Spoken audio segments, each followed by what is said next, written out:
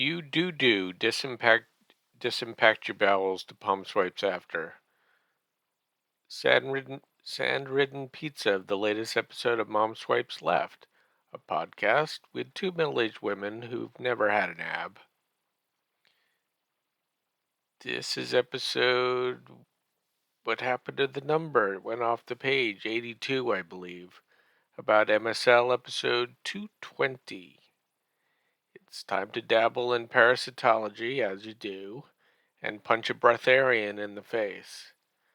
Just added that in because it's such a big show. I'm your host, Pomme de Terre. Enjoy!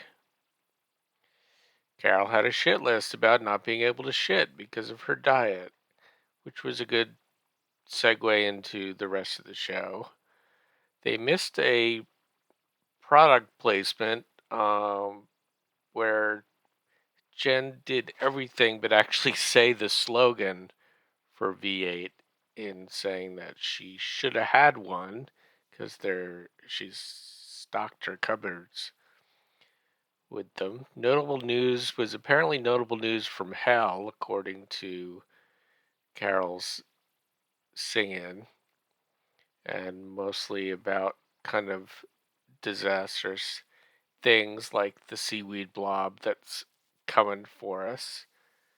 Although I have to give them credit for being able to name the seaweed species sargassum without ever making a sarcasm or, more likely, an orgasm joke. So congrats, ladies. Carol, I know you have the fear of big birds thing. Now I'm curious, did that translate into the original Big Bird? Big Bird from Sesame Street. You know the one. Did he terrify you? And are dodos really that big? They were apparently only 3 feet tall as opposed to the 5 foot tall monster penguin from New Zealand. Oh, you missed another opportunity to say the name of monster bird, Kumimanu, which I learned by reading the show notes. Hooray for show notes! I also have a bone to pick with the comment you both made that everyone loves a penguin, as long as it's not gigantic. But I would refer people back to an MSL mini from October of 2021, where I think mostly Jen, but Carol chimed in, said that penguins are whores on the internet. And I would guess that even though everyone loves a cute tuxedo bird, they would stand by that claim that penguins are social media whores. And Carol, what about the 10-foot tall elephant birds who roamed Madagascar 1,000 years ago? What if they cloned those? How you gonna feel about that? I bet the seaweed blob will save us all from so many things. Maybe global warming is what's gonna save us from all the crazy monsters we make from cloning.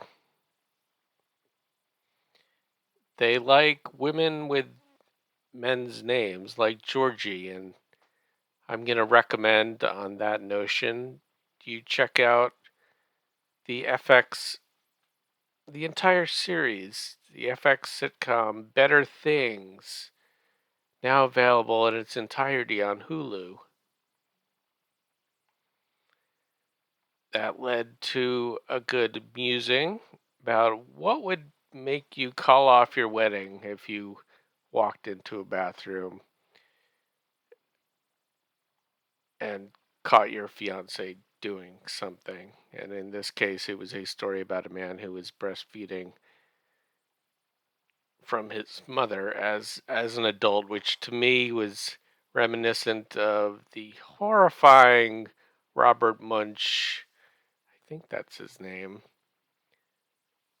children's book called "I Love You Forever," which is basically about a mother stalking her son from childhood through adulthood until he eventually rocks her to sleep as she dies. Creepy. Apparently, Carol could allow sucking of thumbs. Wedding bed, not so much. I'm not going to really go into all that, but it was a good musing. I don't have an answer for myself. I don't know what would stop me. That led into Dr. Steve's answer to the age-old earwax question, which was interesting. Obviously, Jen got her rocks off editing that segment as she listened to the idea of Dr. Steve flushing out her ear, with just the tip of the murine bulb. Just the tip. And yes, earwax is genetic. I have my mother's ears, so I have to go and professionally have my ears cleaned every few months, along with using the peroxide mixture. I also have my mother's tiny hands and her giant cock. That led into an excellent segment on why diets are stupid.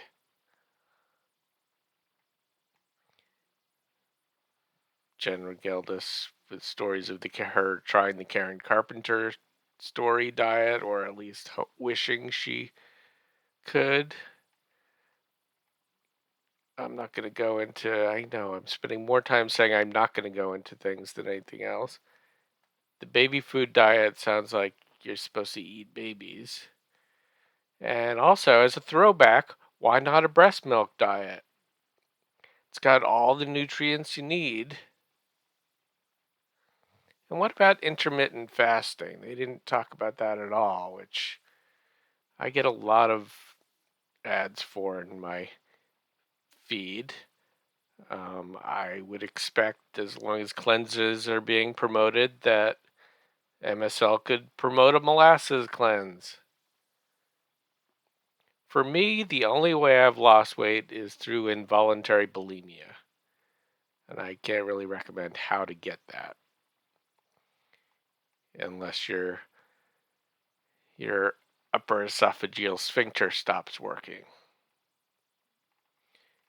Actually led to a really healthy conversation about body image and how nobody cares what we look like, whether we're wearing bikinis or A shorts or nothing at all. Look at me.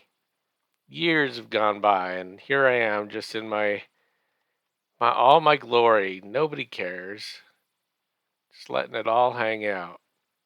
In fact, I have a hard on right now and you can't tell and you don't care. So let's move on. Get the 9.